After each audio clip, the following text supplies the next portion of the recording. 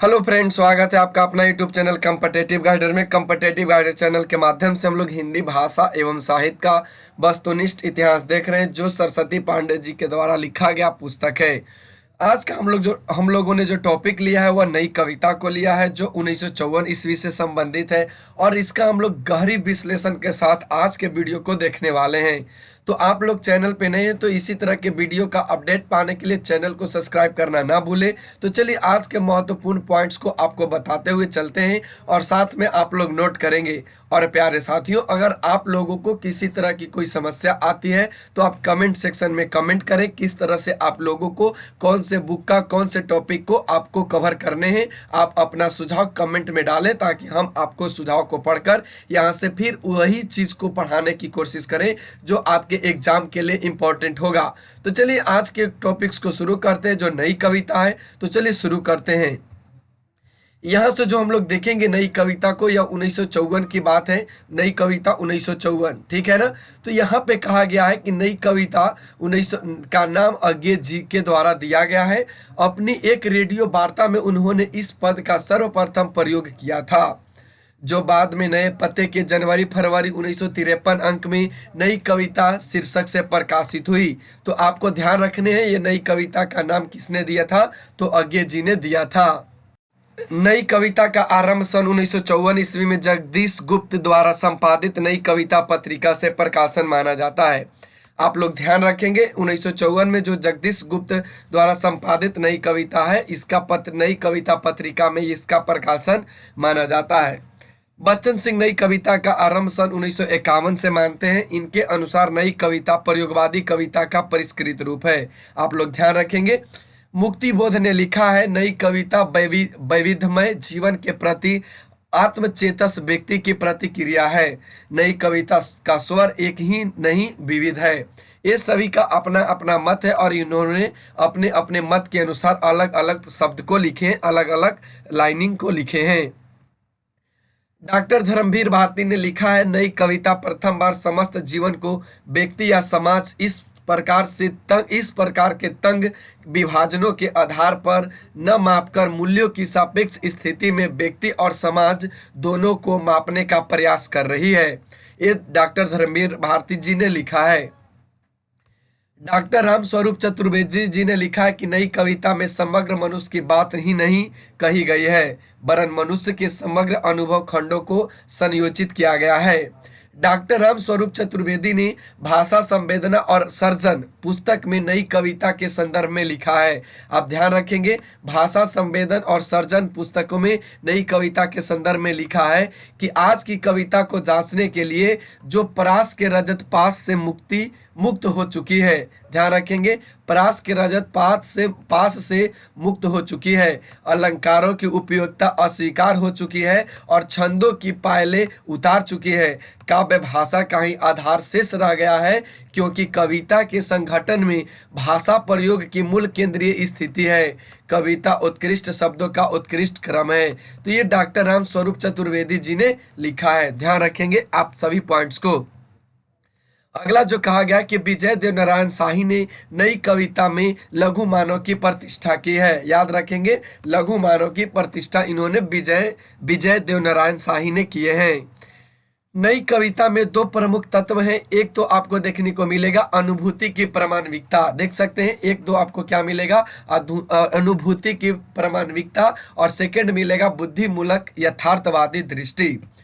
नई कविता में कैक्ट्सवाद का जन्म होता है। आप ध्यान रखेंगे, कैक्ट्सवाद का जन्म होता है। नई कविता में कैक्ट्स प्रतीक रूप में अपनाया गया है, जो अदम्य उत्साह, जीवन आकांक्षा और अनगढ़ता का प्रतीक है। आइए हम लोग देखते हैं नई कविता में कुछ प्रमुख कवि को, जिनमें सीतानंद, हीरानंद, वात्स्यायन अज्ञे का संक्षिप्त जीवन वृत्ति निम्न है। इनका जन्म, मृत्यु, माता पिता, प्रथम काव्य संग्रह और अंतिम काव्य संग्रह को दिखाया गया है। इनका जो जन्म होता है वह 1951 में होता है। इनकी मृत्यु 1987 में होता है। इनके माता का नाम इनके पिता का नाम हीरानंद और इनके माता का नाम बयंती देवी है। इनका प्रथम जो काव्य है वह भगन दूत है और अंतिम जो काव्य यहाँ पे दिखाया गया है वह ऐसा कोई घर आपने देखा है, ये इनका अंतिम काव्य संग्रह को दिखाया गया है।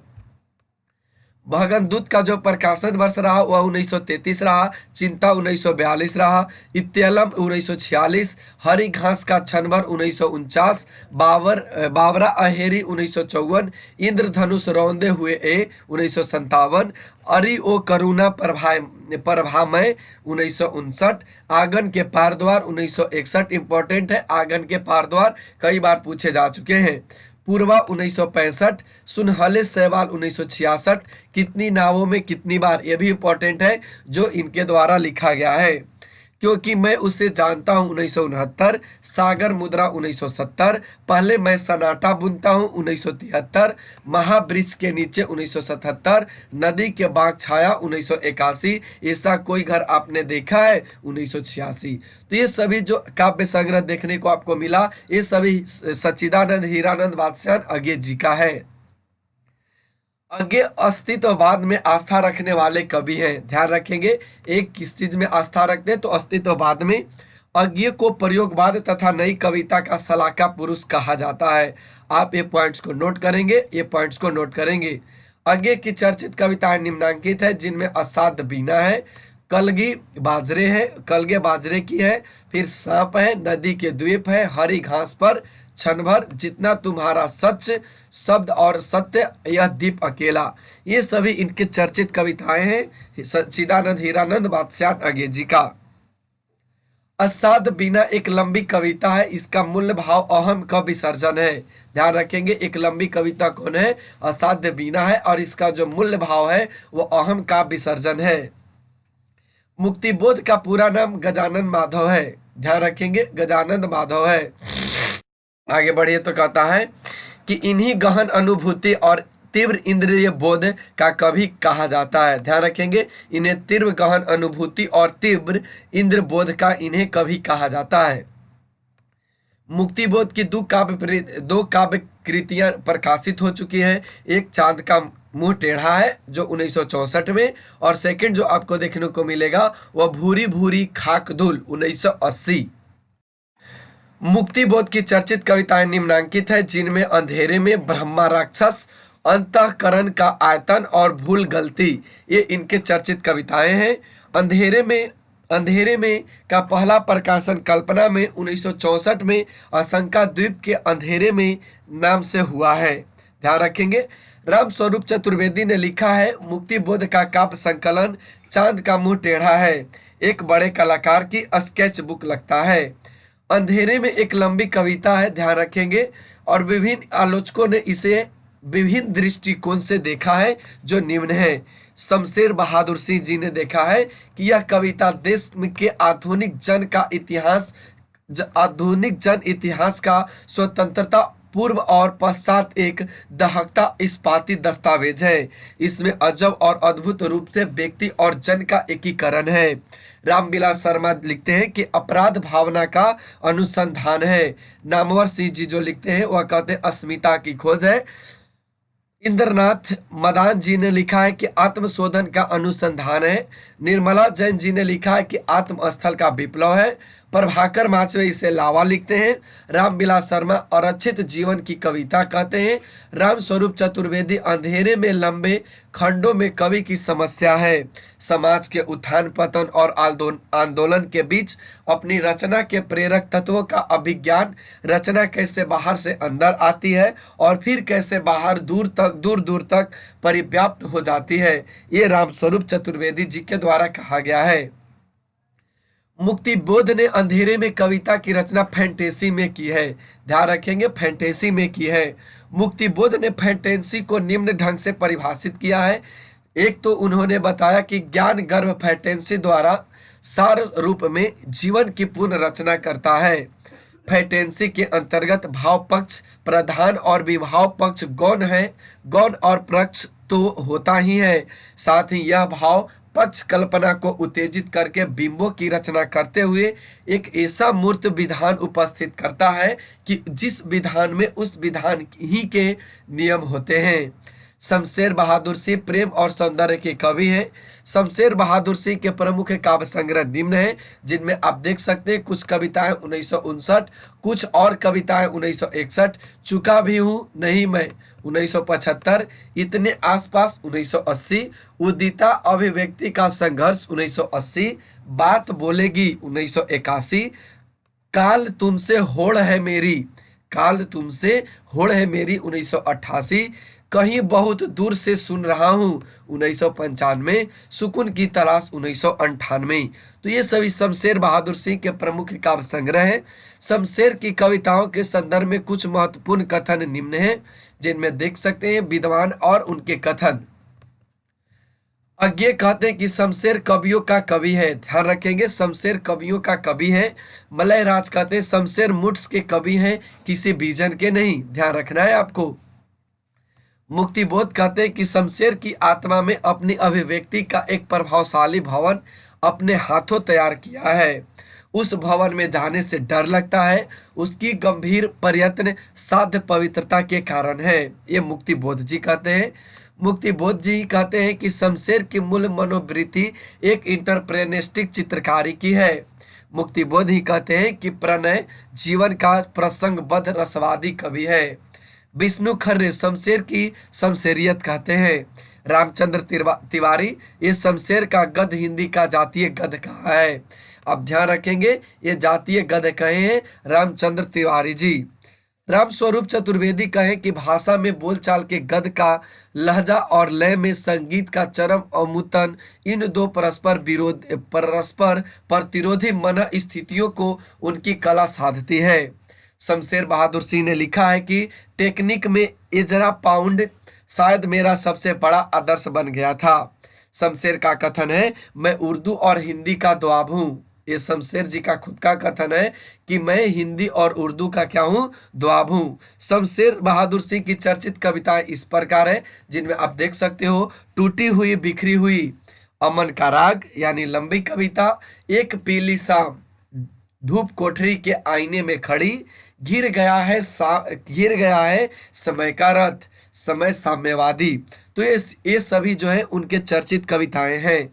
कहानीकार उदय प्रकाश ने भवानी प्रसाद मिश्र को कविता का गांधी कहा है, ध्यान रखेंगे, ये भवानी प्रसाद मिश्र को कविता का गांधी कहा है, लेकिन उन्होंने खुद को गांधी का बेटा कहा है। आप ध्यान रखेंगे उदय प्रकाश ने खुद को गांधी का बेटा कहा है। भवानी प्रसाद मिश्र के काव्य संग्रह निम्न है, जिनमें आप देख सकते हो इनके 18 यहाँ पे बताए गए। एक तो गीत फरोश 1953, चकित है दुख 1968, अंधेरी कविताएं 1968, गांधी पंचसती 1969, बुनी हुई रस्सी 1971, खूब खुशबू के शिलालेख 1973, व्यक्तिगत 1973, अंतर्गत 1979, अनाम तुम आते हो 1979, परिवर्तन जिए 1976, ईदम नम्मम 1977, त्रिकाल संध्या 1978, शरीर कविता फसले और फूल 1980, मानसरोवर दिन 1981, संप्रति 1982, नीली रेखा तक 1984, तुस की आग 1985, काल जयी 1980 जो एक खंड काव्य है। तो ये सभी जो आपको देखने को मिला ये भवानी प्रसाद मिश्र की है, और भवानी प्रसाद मिश्र को सहजता का कवि कहा जाता है, ध्यान रखने आपको, सहजता का कवि। भवानी प्रसाद मिश्र की चर्चित कविताएं निम्नांकित है, जिनमें कमल के फूल है, सतपुड़ा के जंगल है, बानी की दीनता, टूटने का सुख, गीत फिरोज। नरेश मेहता की नई कविताओं में महत्वपूर्ण हस्ताक्षर है। इनकी प्रमुख रचनाएं निम्न है, जिनमें काव्य संग्रह बन पाखी सुनो, बोलने दो चीड़ को, मेरा संप्रति एकांत, चैत्या और उत्सवा, ये सभी नरेश मेहता के हैं। प्रबंध काव्य इन्होंने लिखा, जिनमें आप देख सकते हो संशय की एक रात है, महाप्रस्थान, प्रवाद पर्व और सबरी, ये इनके नरेश मेहता के द्वारा लिखे गए प्रबंध काव्य हैं। समय देवता शीर्षक कविता इनकी एक लंबी कविता, जिसमें धरती के विभिन्न भागों की सांस्कृतिक राजनीतिक स्थिति का सिनेरियो प्रस्तुत किया गया है।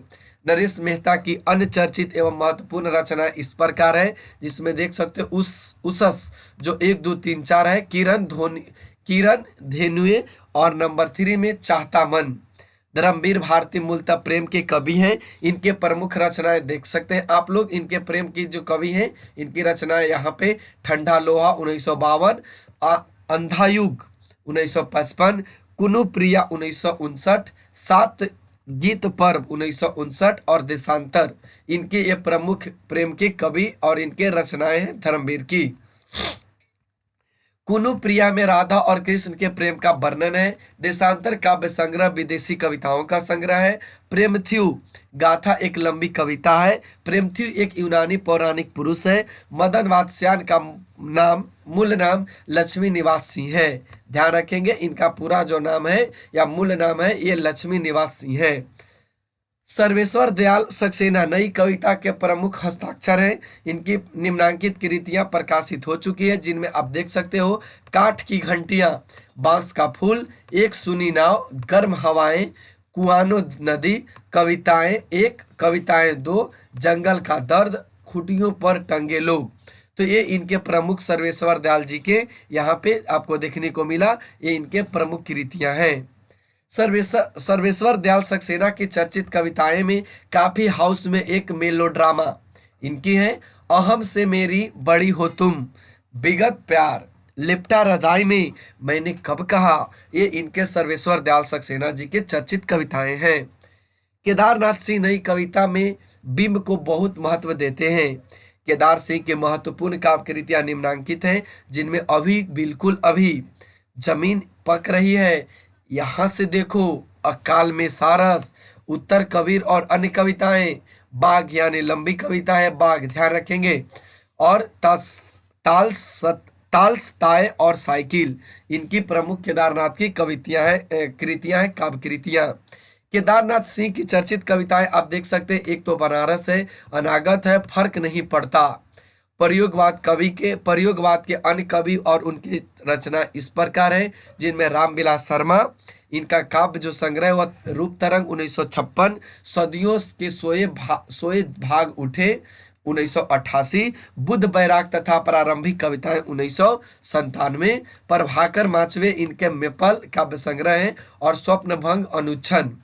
नेमी चंद्र जैन इनके अचानक हम फिर एकांत है। गिरजा कुमार माथुर मंजीर है 1941, नाश और निर्माण 1946, धूप के धान, उसके बाद शीला पंच चमकीले, छाया मत छूना, भीतरी नदी की यात्रा 1975, अभी कुछ और, साक्षी रहे वर्तमान, पृथ्वी कल्प, ये सभी जो आपको देखने को मिला एक काव्य संग्रह गिरजा कुमार माथुर के हैं। भारत भूषण अग्रवाल की बात करें तो इनकी जो है वह छवि के बंधन, जागते रहो, मुक्ति मार्ग, अप्रस्तुत मन, काचल के फूल, एक कागज के फूल, एक उठा हुआ हाथ, उतना वह सूरज है, अनुपस्थित लोग। तो ये जो सभी 8 हैं ये भारत भूषण अग्रवाल जी के हैं। संकुत माथुर की बात करें तो संकुत माथुर यहाँ पे चांदनी चुनूर, अभी और कुछ, लहर नहीं टूटेगी। हरि नारायण व्यास की बात करें तो यहाँ इनको देखने को मिलेगा मृग और तृष्ण, त्रिकोण पर सूर्योदय, बरगद के चिकने पत्ते, और रघुवीर सहाय की बात करें तो सीढ़ियों पर धूप 1960, आत्महत्या के विरुद्ध 1967, हंसो हंसो जल्दी हंसो 1975, लोग भूल गए 1982, कुछ पते कुछ चिट्ठियां 1989, एक समय था, ये रघुवीर सहाय जी के हैं। विजय देवनारायण शाही के साखी, मछली घर, संवाद तुमसे। कुंवर नारायण की बात करें तो चक्रव्यूह 1956, परिवेश हम तुम 1961। तो यहाँ से आज हम लोगों ने नई कविता को देखा। तो उम्मीद है आप लोगों को आज का सीरीज बहुत पसंद आया होगा, और अगर आप लोग चैनल पे हैं तो चैनल को सब्सक्राइब करें, वीडियो अच्छा लगता है तो वीडियो को लाइक करें, और कमेंट सेक्शन में अपने सुझाव को अवश्य लिखें। Thanks for watching, take care, bye bye, फिर मिलते हैं अगले वीडियो में अगले समय में।